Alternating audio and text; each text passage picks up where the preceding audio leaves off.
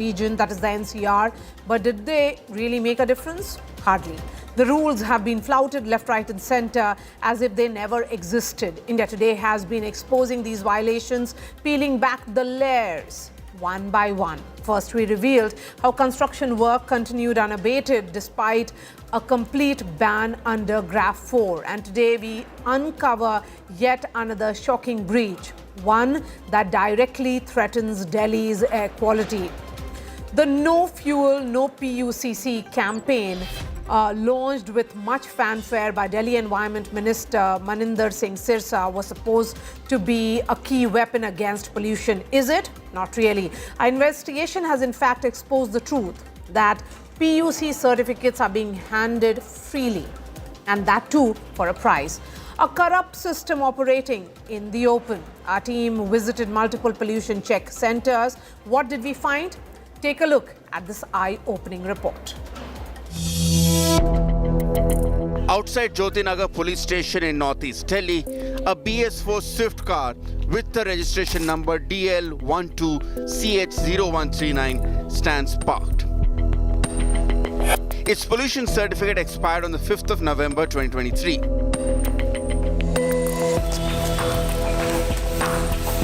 Inside the same police station, a motorcycle with the registration number DL5SC P9887 listed as case property has a pollution certificate that has expired since the 12th of June 2025.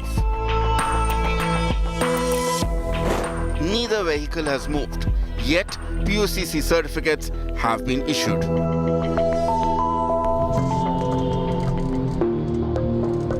At a Delhi government-authorized PUCC center in Gokulpuri, a special investigation team meets the operator Harsh Khanna. We pose as car dealers and say that our vehicle is overheating and cannot be brought for testing.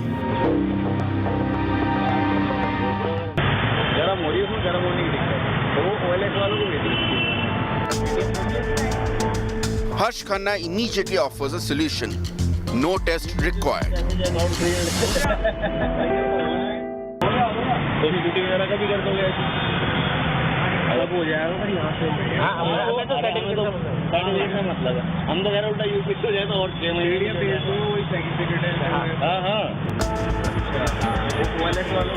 When asked whether the certificate will be made from Ghaziabad, Harsh insists that it will be issued from Delhi itself. Insurance पूरा साल PUC करवाना PUC वो मार्च तक आप आप cash भी दे दो मेरे को व्हाट्सएप पे भेज दो नंबर देगा और मैं आपको PDF भेज दूंगा देखो यहाँ से मैं कुछ नहीं रखता इंश्योरेंस पूरा साल We question the authenticity of the certificate. Certificate genuine होगा ना सर्टिफिकेट जेन्युइन होगा ये देखो ना आप तो इसकी बात कर रहे हो ये तो बड़ी बड़ी गाड़ियां करवाते हैं लोग बागियां डीजल हो गई पेट्रोल हो गई सारी कस्टमरों की ऐसी तो आती है बड़ी बड़ी गाड़ियां करवाते हैं लोग बागियां The deal is sealed. 2 vehicles, 400 rupees in cash.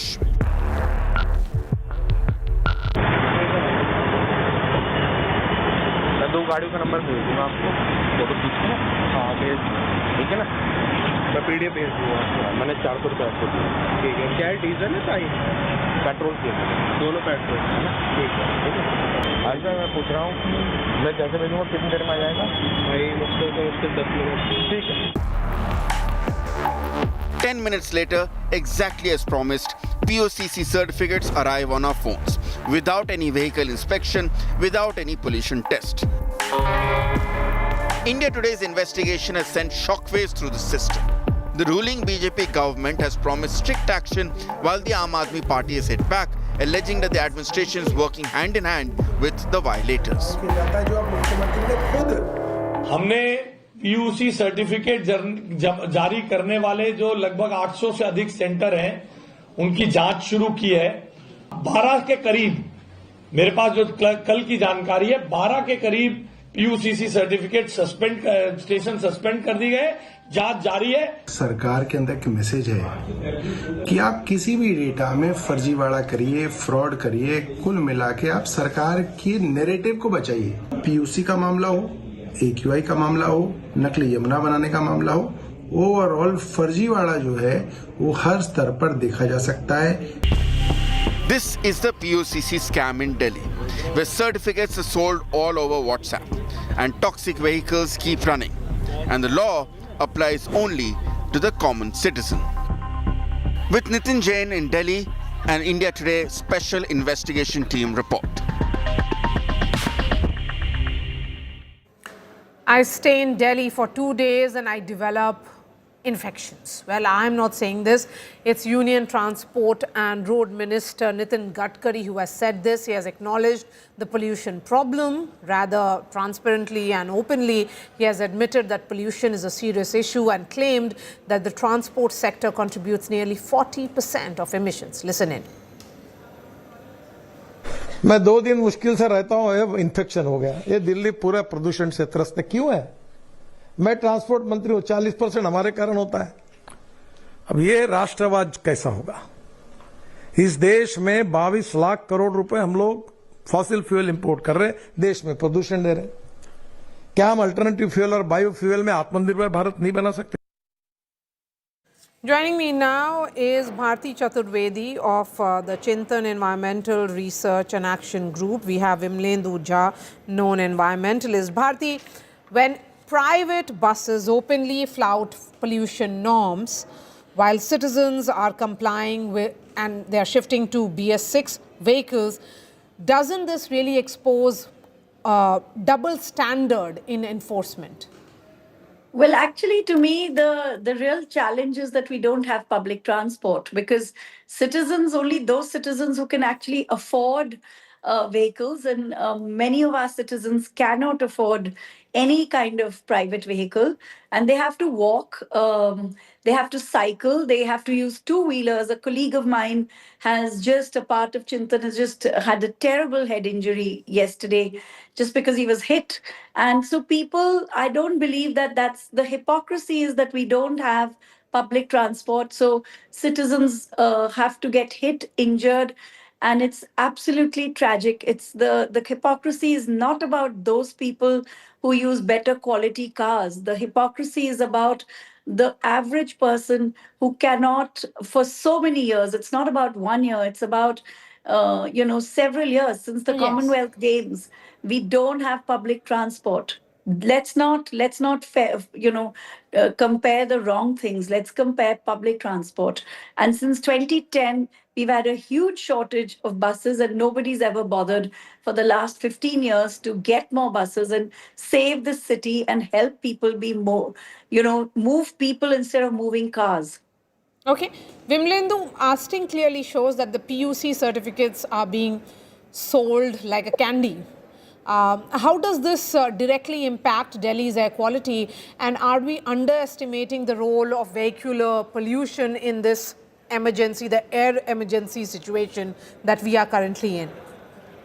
So, Marya, not at all. In fact, the reality is that the road transport minister or the transport minister of the country has accepted that vehicular pollution actually contributes almost 40%. Because before that, if you look at last several weeks, the government actually denied this any statistics that was proposed or forwarded by people like us, as in stubble burning one day. Of course, before that there was no pollution and so on and so forth. And I've always said that PUC is something, we imagine that the only thing that the government has actually done in last 1 week in the name of governance vis-a-vis air quality is making PUC stricter and saying if you have a PUC certificate, that's when you can actually get fuel. And when you know that the PUC regime is so corrupt, first of all the PUC vehicles, I'm sure you live in Delhi NCR as well, PUC vehicles themselves don't have any PUC of their own, as in they're dilapidated 30-40-year-old Omni vans in that sense. And that cannot be a parameter. One is that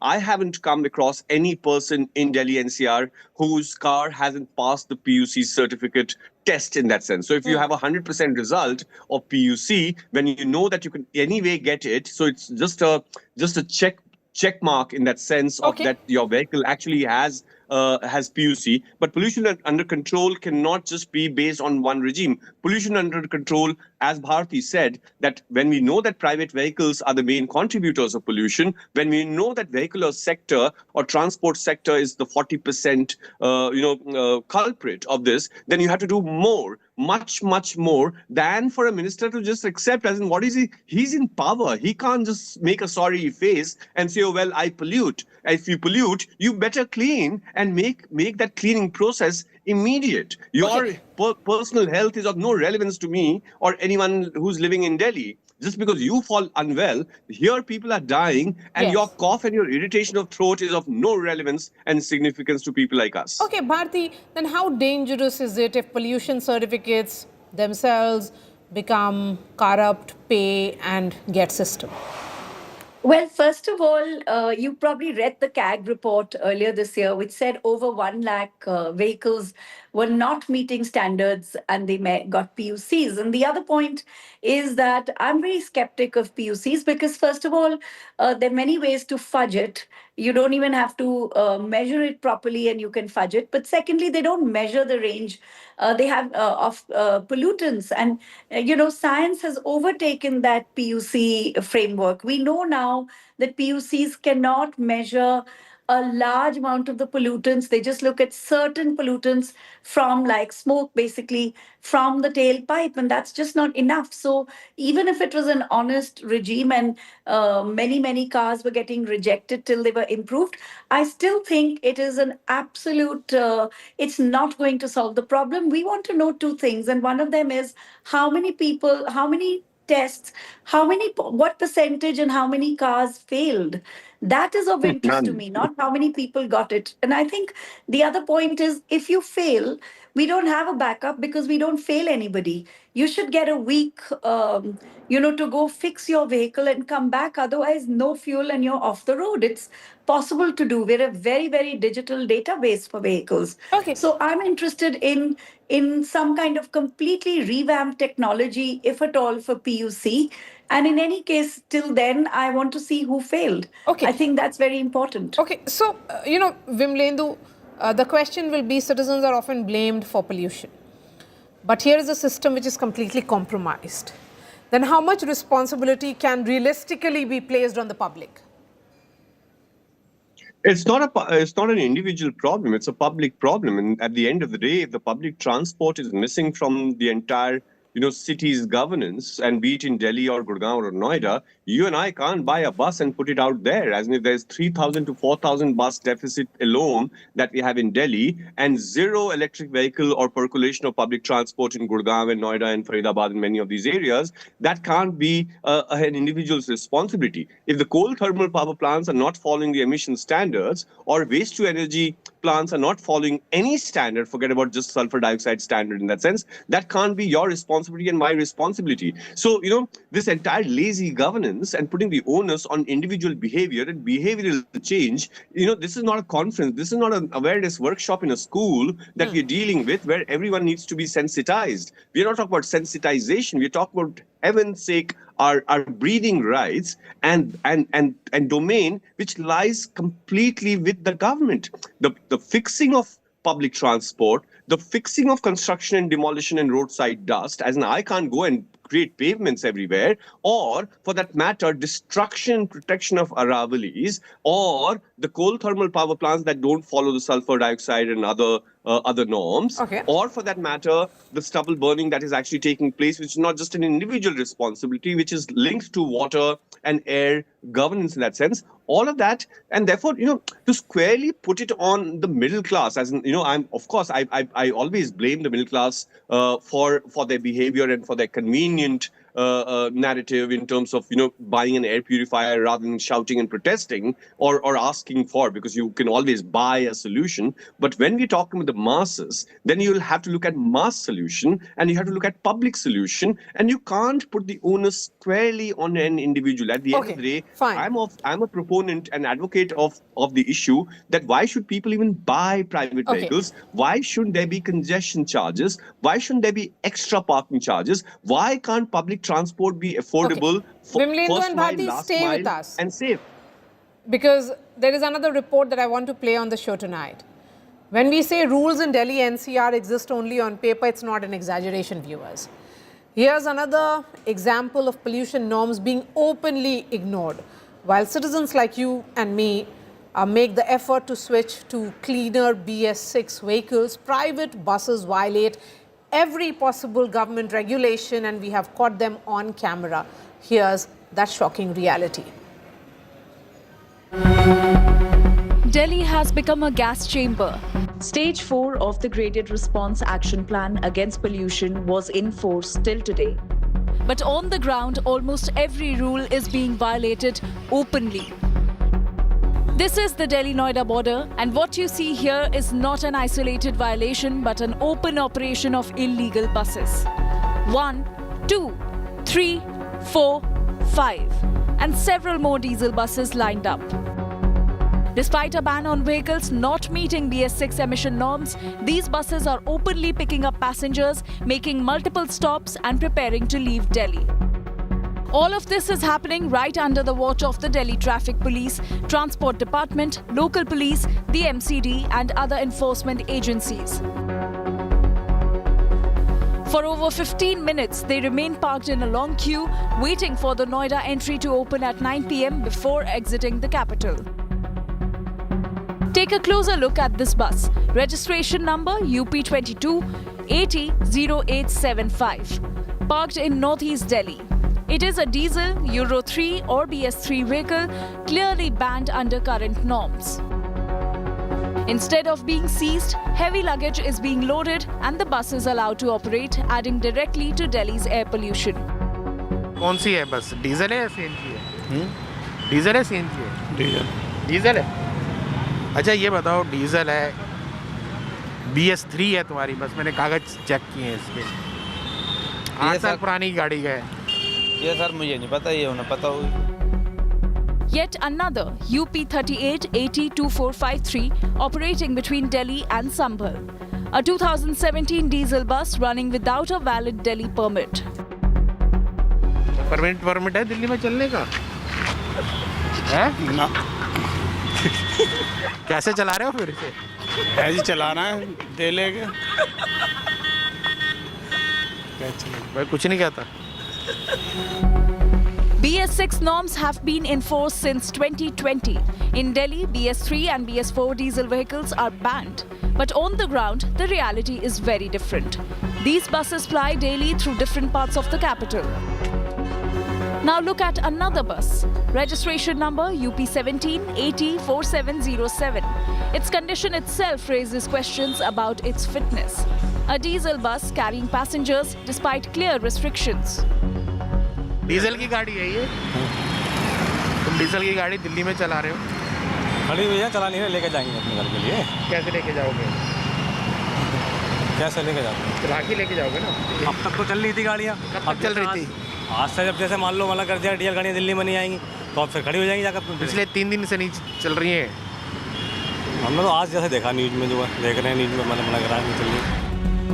Bus after bus, unauthorized and polluting, operating freely, exposing serious gaps in GRAP for enforcement. The rules are clear. The violations are visible. The question is, who is allowing this? With Nitin Jain in Delhi, Bureau Report, India Today. Lendu and Bharti continue to be with us. Bharti, private buses are high mileage and high emission vehicles. If they are allowed to violate norms and we effectively, undoing the gains which perhaps cleaner private vehicles are ensuring. Isn't it correct? Well, I mean, I don't know why we're not stopping them, because what is happening at our borders, because we stop everybody for long queues to collect various forms of taxations. We've all stood on those queues, but I don't know why we don't stop people to and come up with a kind of a better RFID style system to do all this.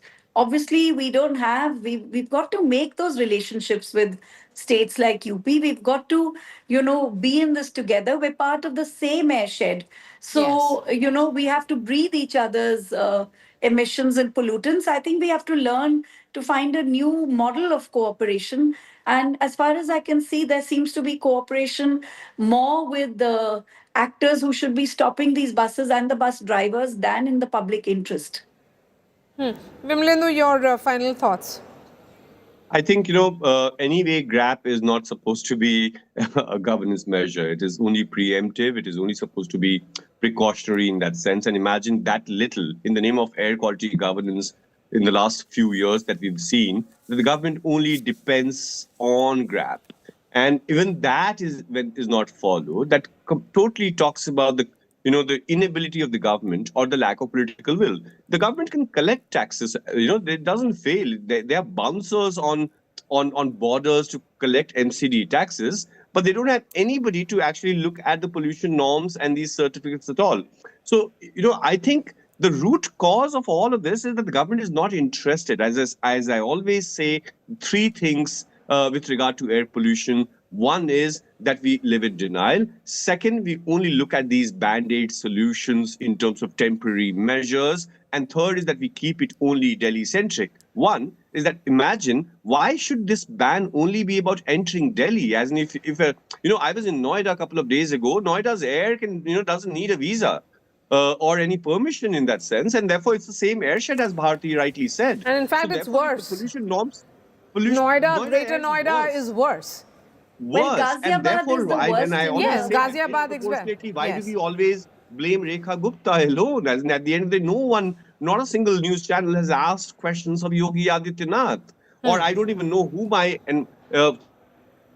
chief minister is, because these days I live in Gurgaon mostly in that sense. So we need to understand that entire airshed approach, common governance approach, uniformity in governance, and also long-term systemic changes. As in, I'm saying that if PUC norms, if checks and balances norms, if the fuel norms, all of that has to be found and followed. And in fact, Vimlendu, when I asked the environment minister this question of the AQI levels and of a particular date where he had informed the parliament then in Rajya Sabha, he did try and explain to me that it was then and it is not a Delhi-centric problem.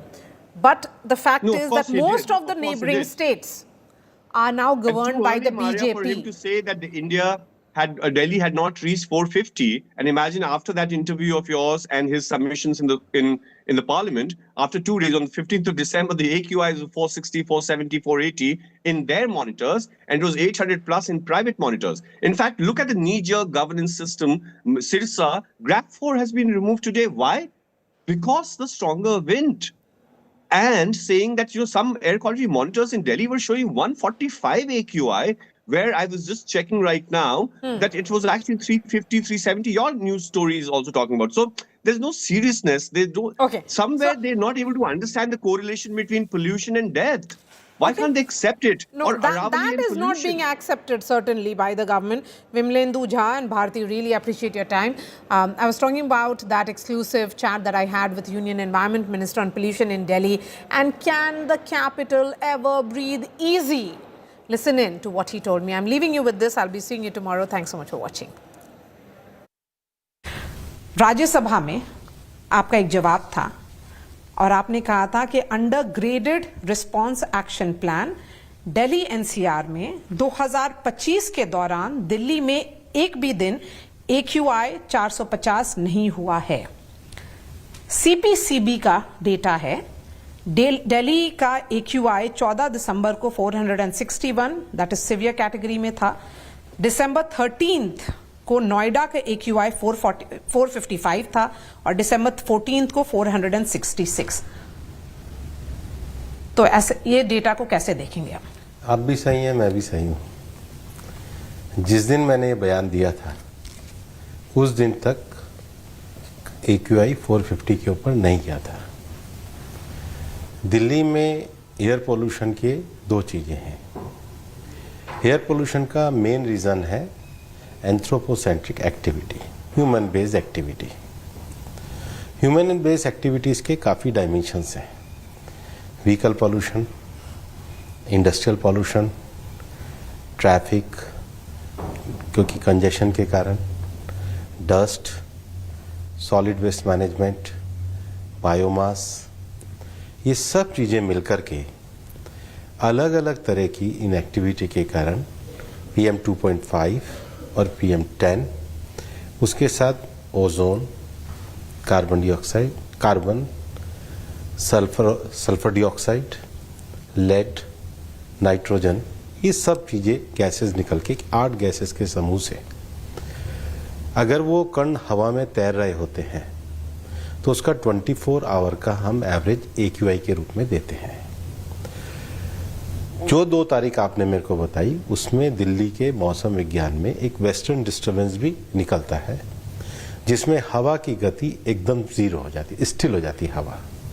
तो ये जो particulate होते हैं ये हवा में ही स्थायी हो जाते हैं और जब ठंड पड़ती है तो ये जमे रहते हैं। और जो ग्रैप होता है वो इसी कारण होता है कि जो CAQM अथॉरिटी हम लोगों ने बनाई है, वो CAQM अथॉरिटी जो इसका कोऑर्डिनेशन करती है वो मौसम विज्ञान के साथ भी अपना एक कंटिन्यू मॉनिटरिंग रखती है। और जब वेदर कंडीशन के कारण जो मैंने आपको अभी PM 2.5, PM 10 से लेके बाकी जो कण बताए हैं, जब उनका घनत्व बढ़ता है और वो जब हवा में तैरते हैं उसके कारण जो वायु प्रदूषण होता है उसके लिए ग्रैप के स्टेप उठाए जाते हैं। मैंने राज्यसभा में कहा था, तब तक हमें बिल्कुल था कि 450 नहीं हुआ था, लेकिन दिसंबर में इन 2 वेदर कंडीशन के कारण ये परिस्थिति घटी है।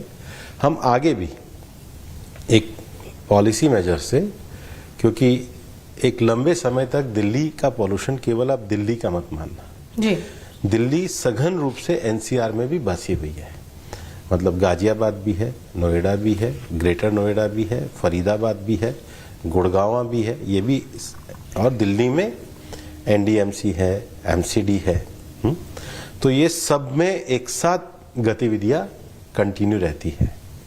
इनमें बेटर कोऑर्डिनेशन के लिए गवर्नमेंट एक लेजिस्लेशन के माध्यम से CAQM अथॉरिटी लेके आई ताकि दिल्ली से बाहर जहां से एयर शेड आ रहा है वहां पर डायरेक्शन दिया जा सके, कमांड दी जा सके। तो इस बार हम तो ऐसा सोच रहे थे कि पहली बार होगा कि हम 450 के ऊपर नहीं जाएंगे। अनफॉर्चुनेटली इन 2 दिनों में गए हैं।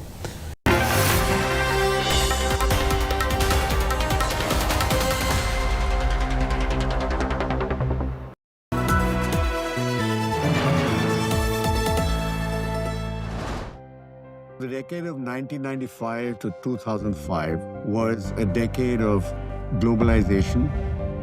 You had economic reform, you had political coalitions coming in vastly different from the others. Till 98, you had too many prime ministers. The middle class starts getting prosperous. Indians looking west, aspiring for a better life. So soon as